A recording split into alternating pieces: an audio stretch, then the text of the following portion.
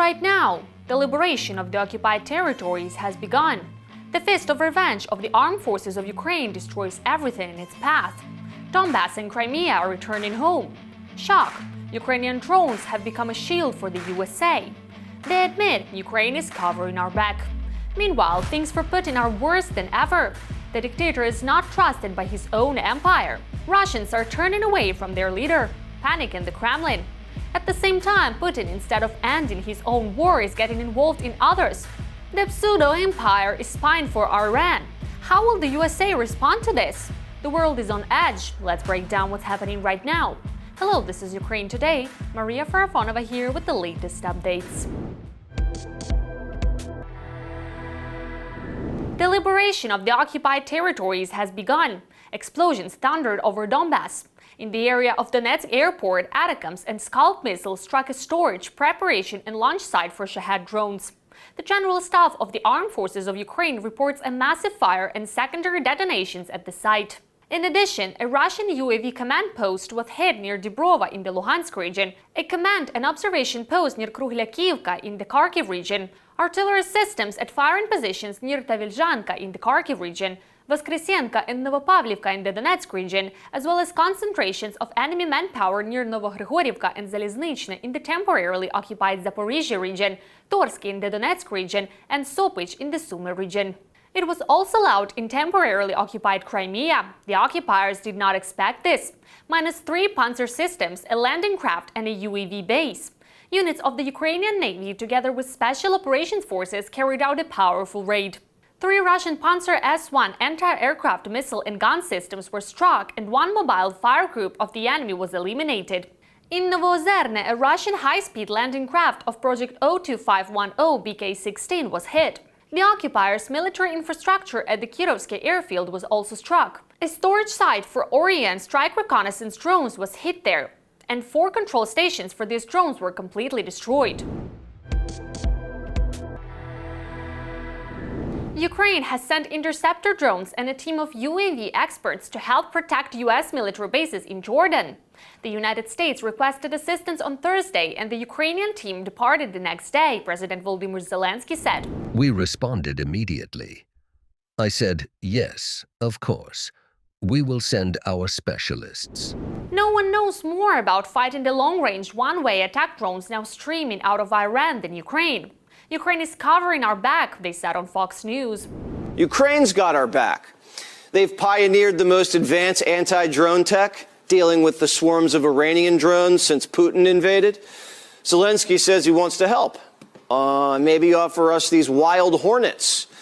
The Ukrainians built these beautiful, low-cost, fast, agile kamikaze drones. Fox News thus corrected its previous mistake. A few days earlier, during Jess Waters' program, the war in the Middle East and high-tech American developments were discussed, but the broadcast showed footage of interceptor drones from the Ukrainian company Wild Hornets. Ukrainians on X pointed out the mistake and tagged the channel. In the next broadcast, Waters corrected it and credited the Ukrainian military. Russians themselves no longer trust Putin. The dictator is rapidly losing the support of citizens. Putin's rating, according to the state-run VTSIOM, has reached its lowest level since the beginning of the war. Fewer than a third of respondents say they trust him. Support for United Russia Party and the number of supporters of the war have also dropped to record lows. According to data, at the end of February, only 32.1% of Russians named Putin when asked to name any politician they trust in an open poll. This is the lowest result since the start of the war with Ukraine. The peak of trust in Putin was recorded in March 2024 at 48.8%, and since then it has decreased by 1.5 times. United Russia Party has also shown an anti-record during the entire war. 6 months before parliamentary elections, only 31.8% of Russians say they are ready to vote for the ruling party. In this case, the survey was closed, meaning respondents chose from a list of options. Other parties have even lower support, receiving only 6 to 10%. At the same time, 12% of respondents say they do not want to participate in the elections at all or plan to spoil their ballots.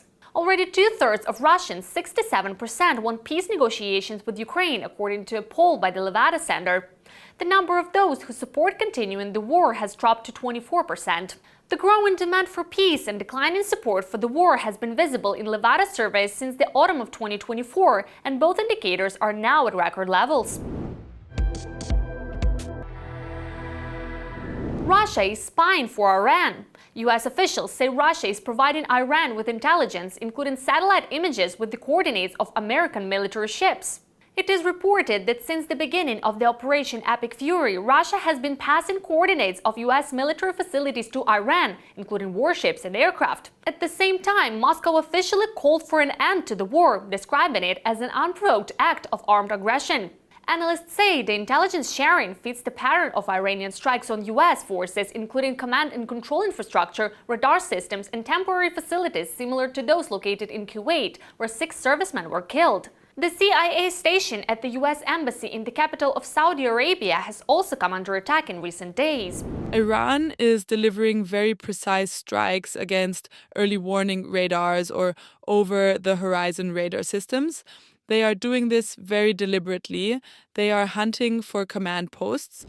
And that's not all. A kamikaze drone that attacked a British airbase in Cyprus contained equipment from Russia.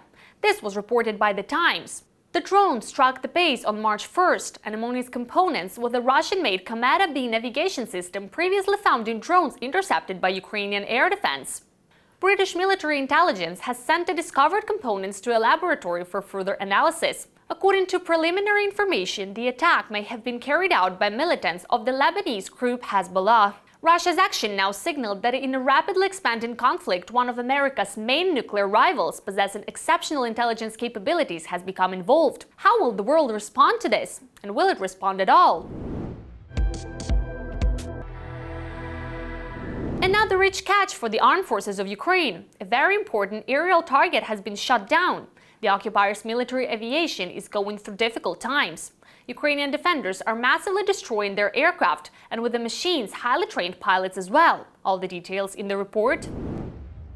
On the late night of March 5th, the Ukrainian Navy, working in close coordination with Specialized Operations Forces units, successfully struck the Sivash drilling platform located in the Black Sea, where various Russian military units were currently stationed.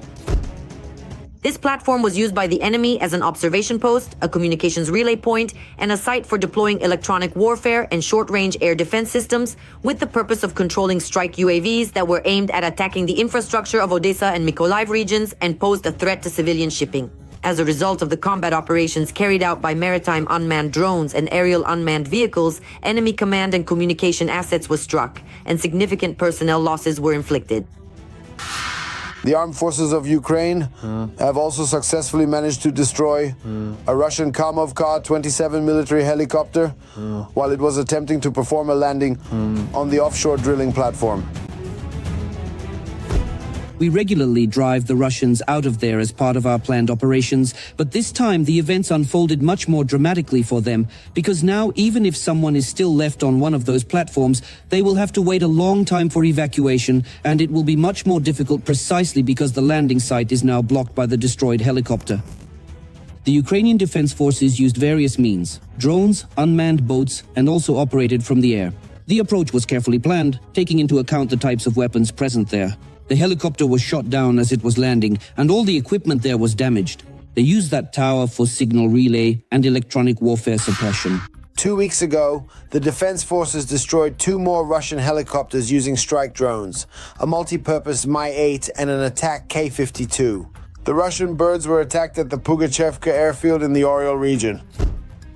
It is likely that the Russians are using this site as a forward airfield for a combined helicopter unit tasked with intercepting Ukrainian long-range UAVs. The destroyed multipurpose Mi-8 helicopter, tail number 53, belonged to the 319th Separate Helicopter Regiment, based in Chernigovka, Primorsky Krai, Russia. The Ka-52 Alligator attack helicopter, tail number 18, belonged to the 16th Army Aviation Brigade, located in Zernograd, Rostov region. Ukrainian systematic attacks on airfields and locations where Russian aviation is based have revealed that the occupiers have serious problems: a shortage of pilots. Ukrainian forces are increasingly succeeding in striking Russian aircraft right on the ground. In other words, the Kremlin simply doesn't have enough pilots to relocate planes and helicopters. The effectiveness of Ukrainian drone strikes has also increased significantly. Preemptive actions are more effective than trying to counter these assets once they're already in the air. We see this thanks to technological advancements, the adoption of new types of weaponry, and the modernization of old ones, as well as the training of maintenance personnel. According to open sources, the deaths of about 110 combat aircraft pilots and more than 150 attack and transport helicopter pilots have been confirmed. That is, the total losses among Russian pilots since the beginning of the full-scale invasion amount to at least 260 pilots. And this does not include accidents and incidents that have occurred with Russian aviation on the territory of Russia itself. China is already turning against Russia. Beijing is strengthening its influence in Central Asia and gradually absorbing regions of Russia that it historically considers its own. And now there is also an economic hit. The United States wants to redirect China toward American oil. Washington is considering asking Beijing to buy less oil from Russia and Iran and more from the United States ahead of the planned summit between Donald Trump and Xi Jinping in April. Here are the details. Russia and China are increasingly talking about a friendship without limits. Moscow calls Beijing its main strategic partner. But now a new geopolitical game is beginning around this friendship called Russian oil. And when it comes to the deep and enduring Russian-Chinese relations, you can very confidently say that absolutely any time of the year feels just like the blossoming of spring. In early April, Trump is preparing his visit to China. And it is there that the US is considering the possibility of asking Xi to reduce purchases of oil from Russia and instead buy more American oil. But it is impossible to imagine that the loss of, say, Russian oil volumes would maintain normal conditions in the global energy sector and the world economy. Rather, a drop in oil volumes would lead to a decline in the Russian economy. But that's one thing. No matter how you look at it, China is currently one of the major buyers of this very oil. And on top of that, Putin is selling it to his friend at a good discount. As for Putin, he simply has no other choice. If something really does happen in China and China suddenly stops buying, then things will get really bad. Of course, it simply doesn't make any logical sense for China to refuse this. Given the current circumstances, I honestly don't see what kind of deal or incentive Trump could realistically offer that would make China refuse at this particular stage. At the same time, in the West, people are increasingly saying that China has significant influence over the Russian economy and therefore can use this influence politically. But, this war is fully supported by China, and China could call Vladimir Putin and end this war as soon as tomorrow by stopping the supply of dual-use technologies that they are selling.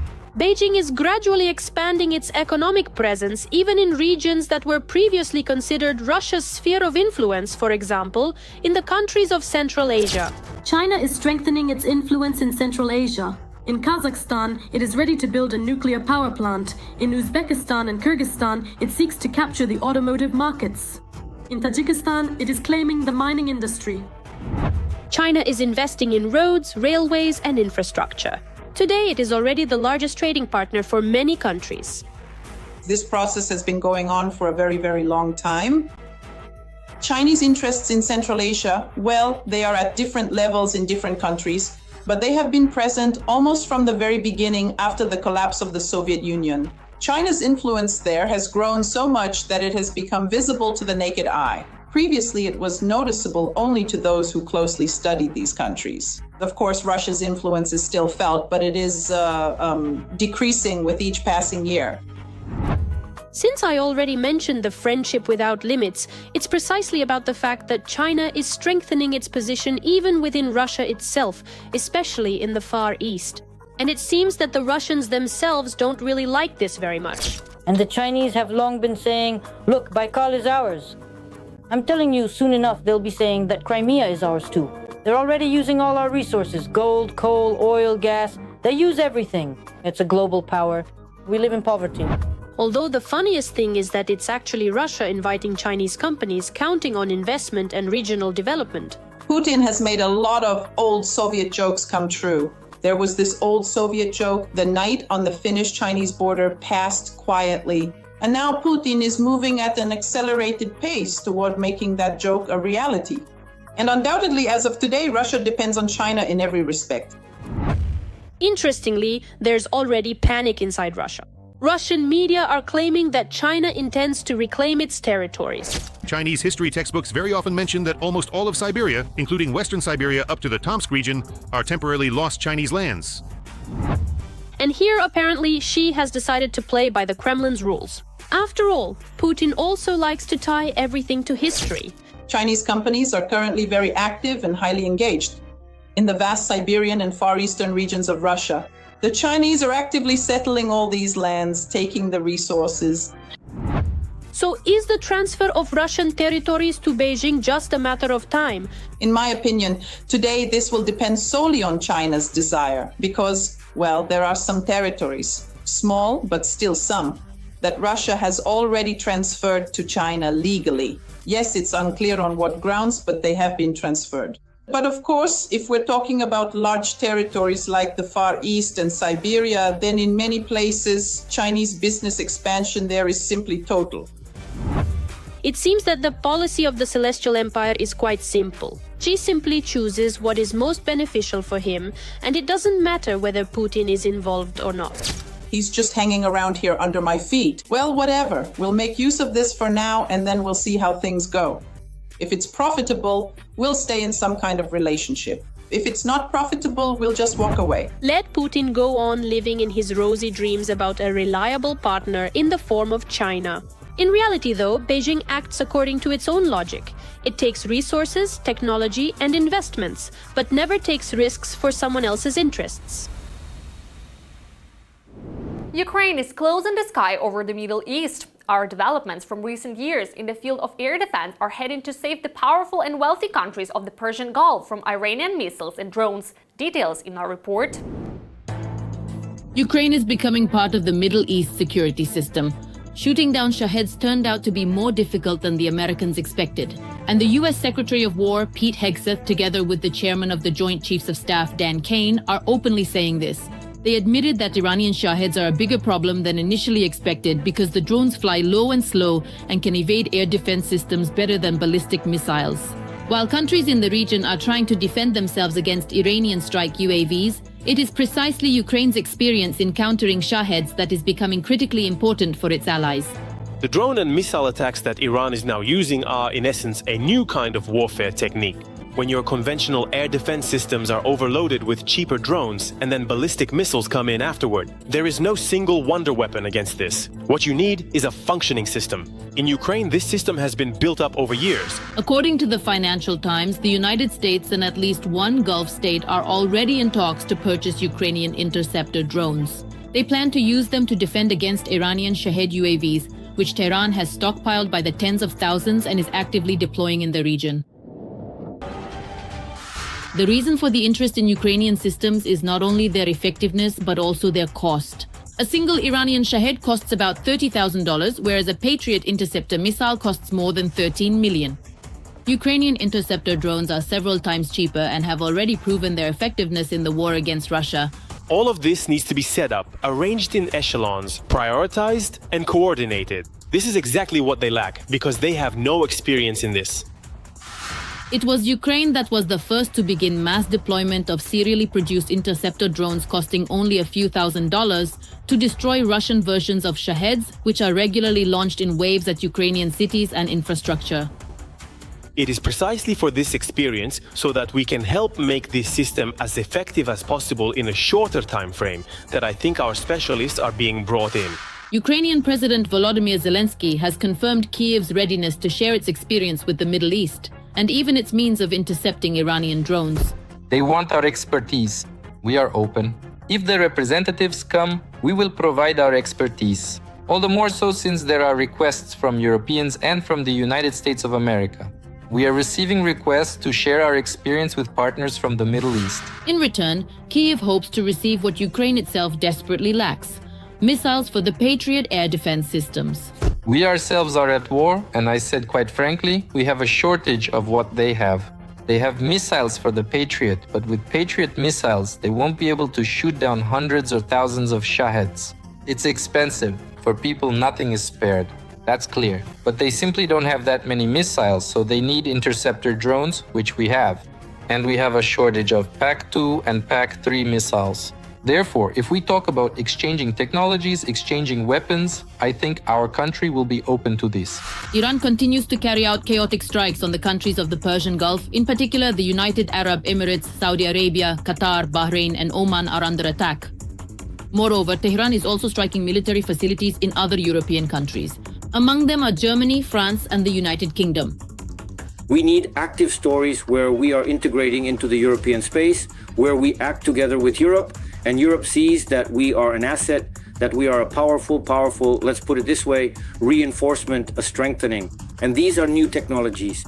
I honestly think that the long-term benefits of regional unification are actually much more important than the potential new risks we might face directly from Iran and its influence. Ukraine has once again proven Kyiv is an essential ally for European countries. Even with limited resources, Ukrainian experience and technology are capable of protecting not only its own cities, but also ensuring the security of allies on the other side of the planet. That's all for now. Stay with us to be the first to know what's happening right now. Don't forget to subscribe and hit the like button. See you soon.